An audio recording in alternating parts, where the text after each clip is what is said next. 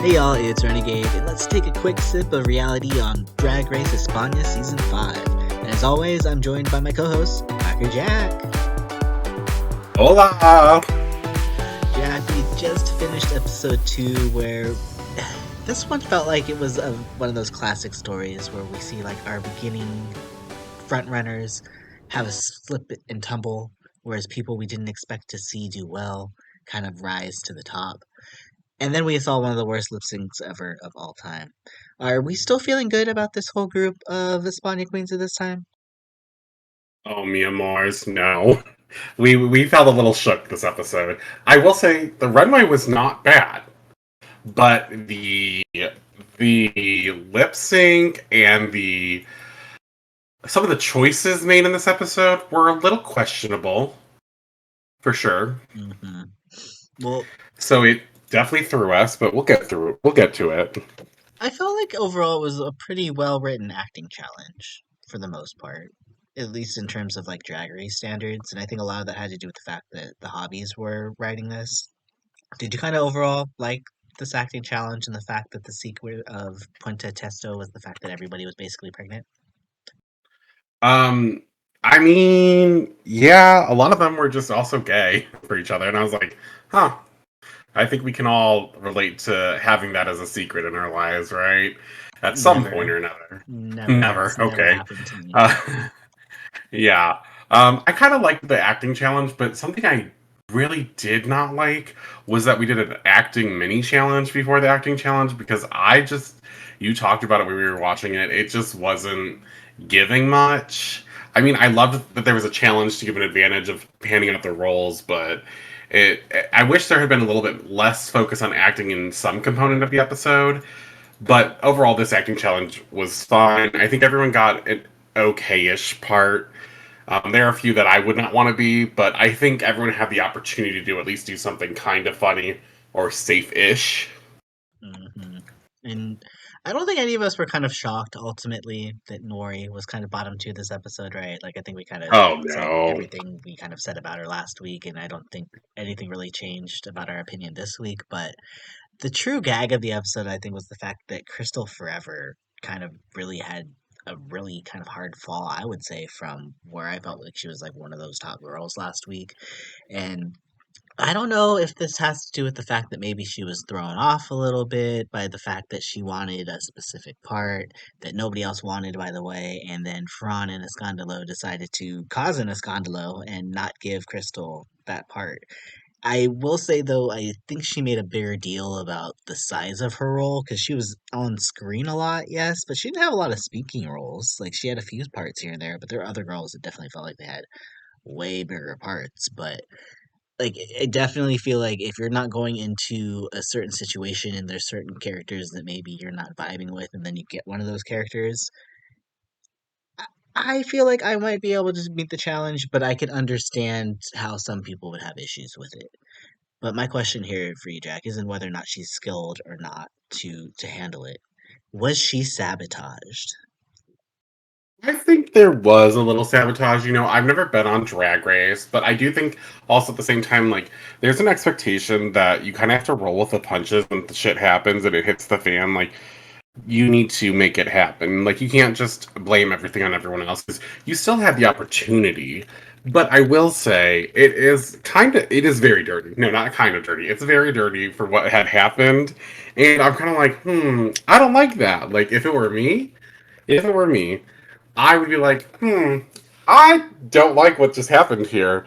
But as a person watching, I loved it. I loved every minute of it. I was like, ooh, you better sabotage someone. Even though I was like one of my faves, I was like, I don't know that I would have made that decision from like a competitor standpoint, but it was fun to watch. It was juicy. But I do think that at the end of the day, Krystal has to take responsibility for her lack of actions or her inability to get around that mental block. You know, and we see she ends up at the bottom because of her inability to.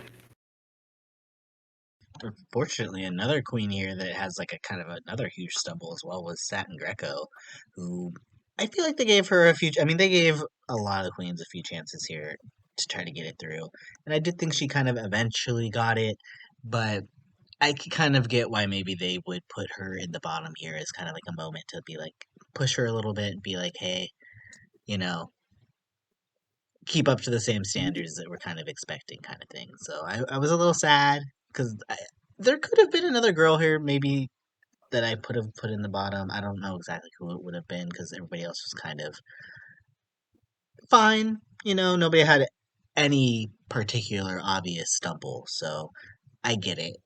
And she obviously wasn't bottom two, so Right, right. I think it really just came down to no one did terrible except for really, I would say, Nori. And so it just became more of a who struggled the most in getting to a point that we were all okay with the performance. And it ended up being those two, unfortunately. So, we had to I would say after watching it, you could feel Satin Greco at least like came into the role. Maybe it wasn't done perfectly, but like she did the job that she was hired to do. And when you look at her versus, well, first of all, Nori, we all saw her at the bottom.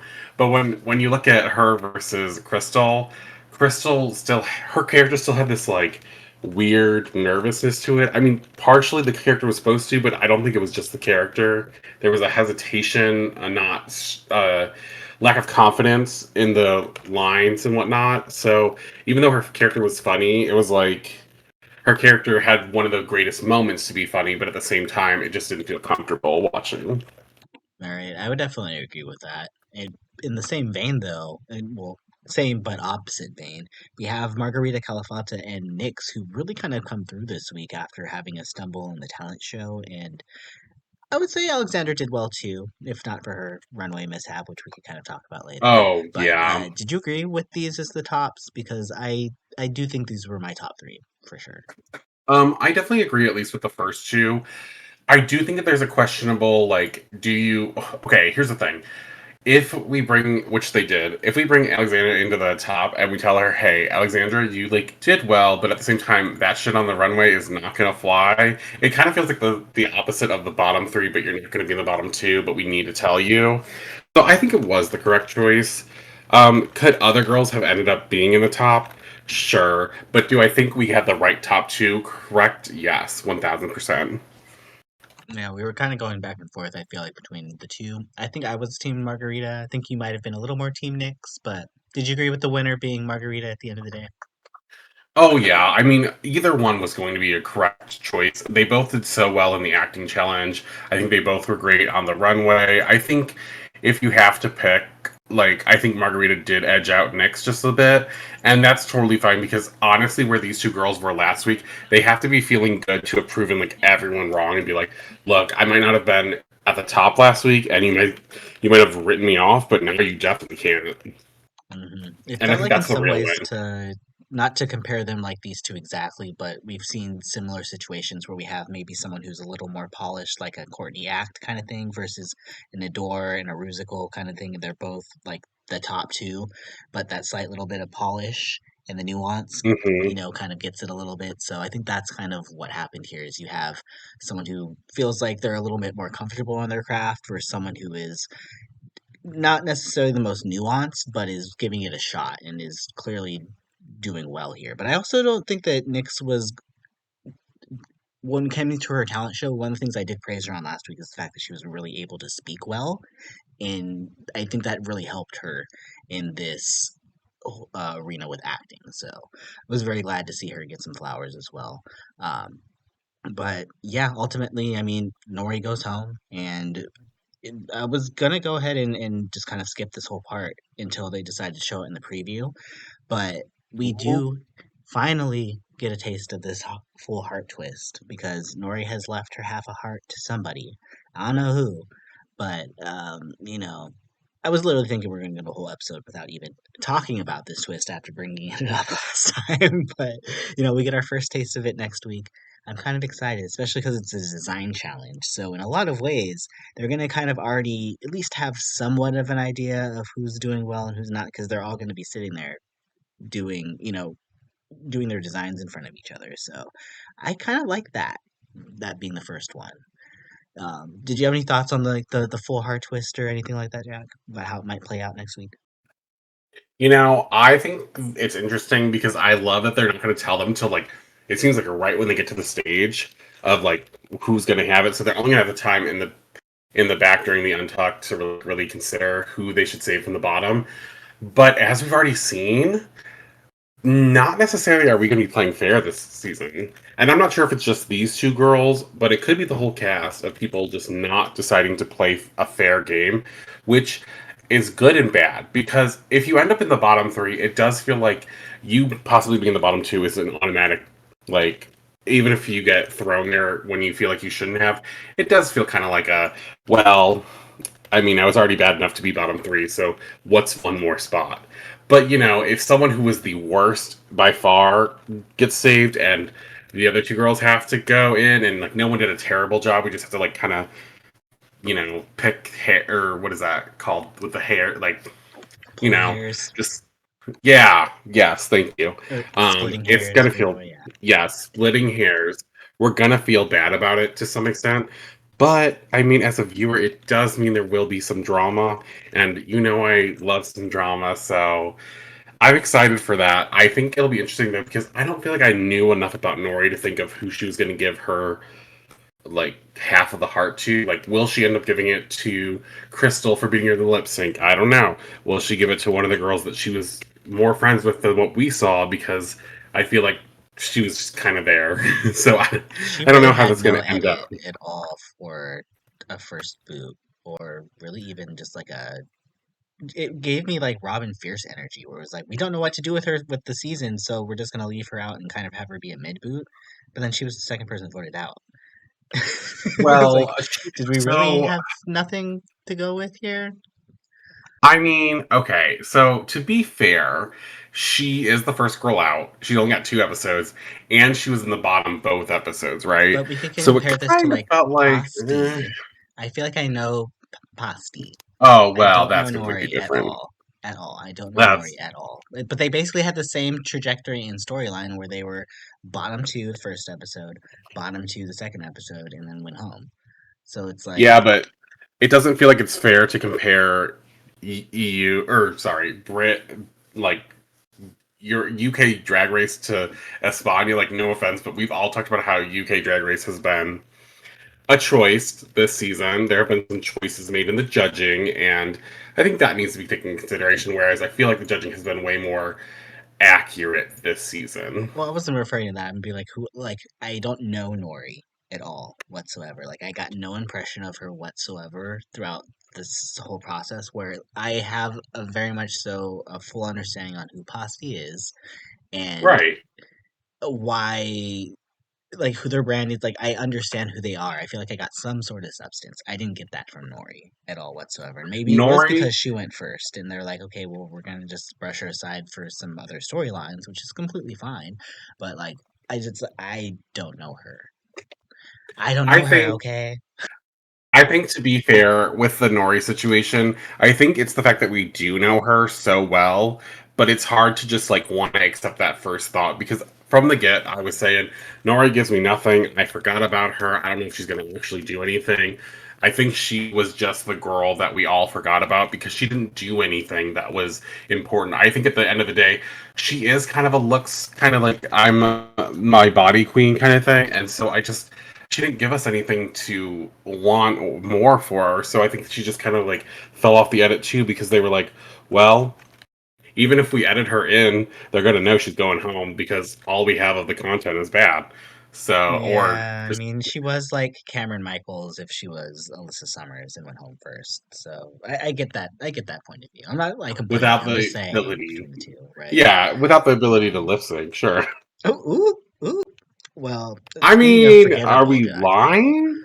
yeah, let's talk. Let's go back into this really quickly here, because like I was very shocked when they were all like, "This is a song y'all should know," but I feel like this was also a situation too where they did the same thing with like "I Will Survive" kind of thing, where like this is a song every drag queen should know, which you never hear them like say in the beginning part, right? And then it's like double shante or double sashay, go home, both of you. So I was expecting that to kind of happen here, but I do feel like Krystal was clearly a little more put together in certain Oh, parts, at least.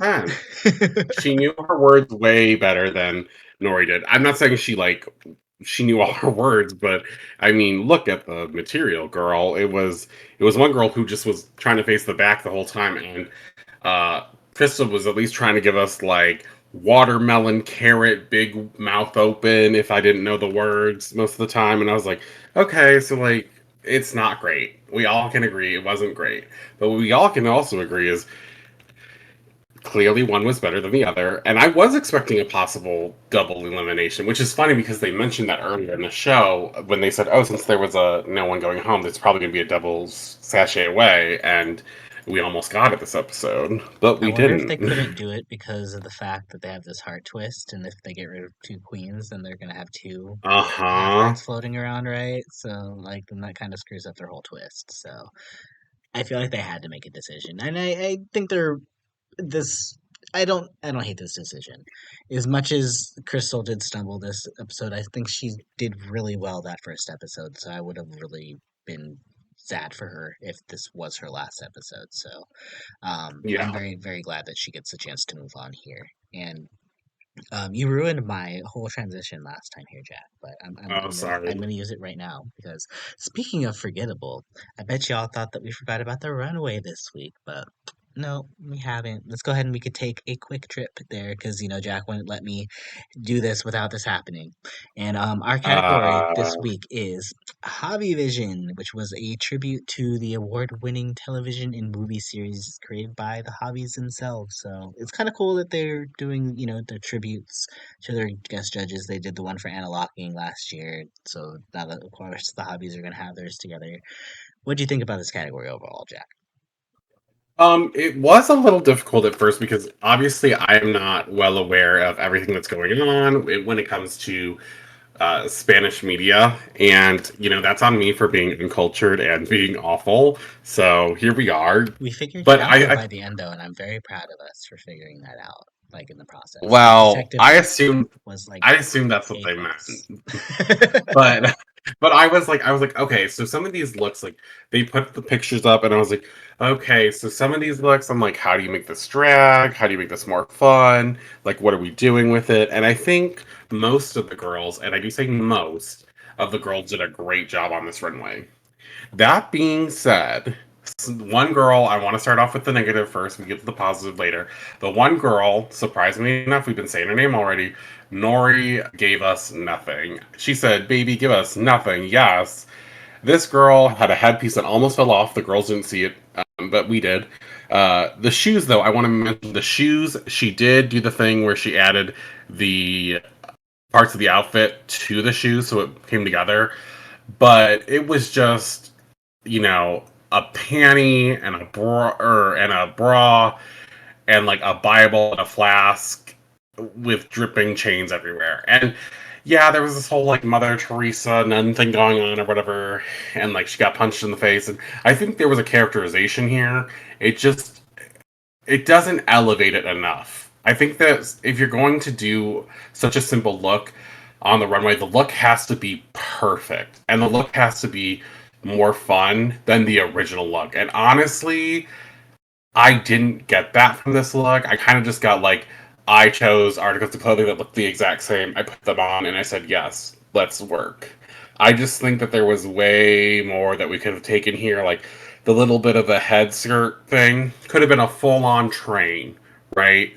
If you wanted to do these dangling chains, you could have had them all the way to the floor dangling with the train kind of thing. Or you could have had like cutout pieces from the chain kind of thing where more damage been done. Maybe the Bible could have been a bigger part of the look because all it was her in her hand and then the flask in the other hand, and I felt like it looked like a Spirit Halloween nun kit real quick. And then make it drag because like I had that exact same flask and a cheap ass looking Bible like that too that has shot glasses in it from the Spirit Halloween when I do my nun outfit, so I know what it's like. So I just felt like it was Wow. very cheap like that. Yes, I'm gonna Well, at call it least out. you have Sorry, personal experience, so I sure do. we could trust that. Okay. Okay, now first person I wanna give some big like congrats to. First of all, Margarita. I wasn't really necessarily feeling the look per se in every way, shape, and form, but there was such a consistency to using this like doily material and just like constantly putting it everywhere. It's on the shoes, it's draping. You know, she has this like almost satin looking what's it called? The satin looking uh, almost like satin plus the doily as the trim on the front part. Plus, she has this embroidered symbol of the character of what's going on. And then she showed us she not only had this huge like alien UFO headpiece that looked amazing. She takes it off, you know, puts it on the ground. She's doing her thing, and then she goes bald, and it's like a purposeful. It's not like other girls who might have lost their wigs. Ooh. So it was very fun. It was look. I loved Alexandra. Like I was like putting Alexandra top of the list. I was like, yes, a girl who's sexy, who has big boobs. Like I thought she looked amazing on this runway. She was basically like the Jessica Rabbit, but like make it the hobbies version of their character kind of thing going on. I was like, oh, she looks beautiful. Then the wig came off, and I said, ah, now I can't put you anywhere near the top. But let's continue on down our list of girls who killed it on this runway. Nyx.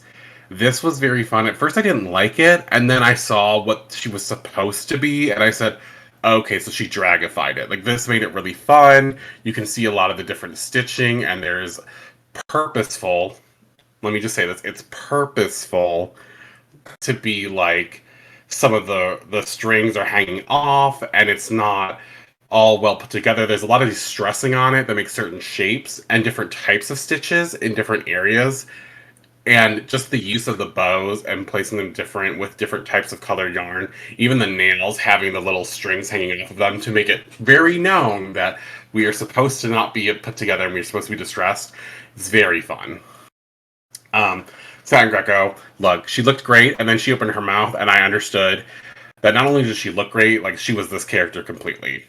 You know, we all know the Cruella de Vil huge coat, right? But then it takes it a step further. She's got these like outlying huge shoulder pads, just looking like a whole football field out here, right? She's really exploiting these differences in the types of drag and the proportions here.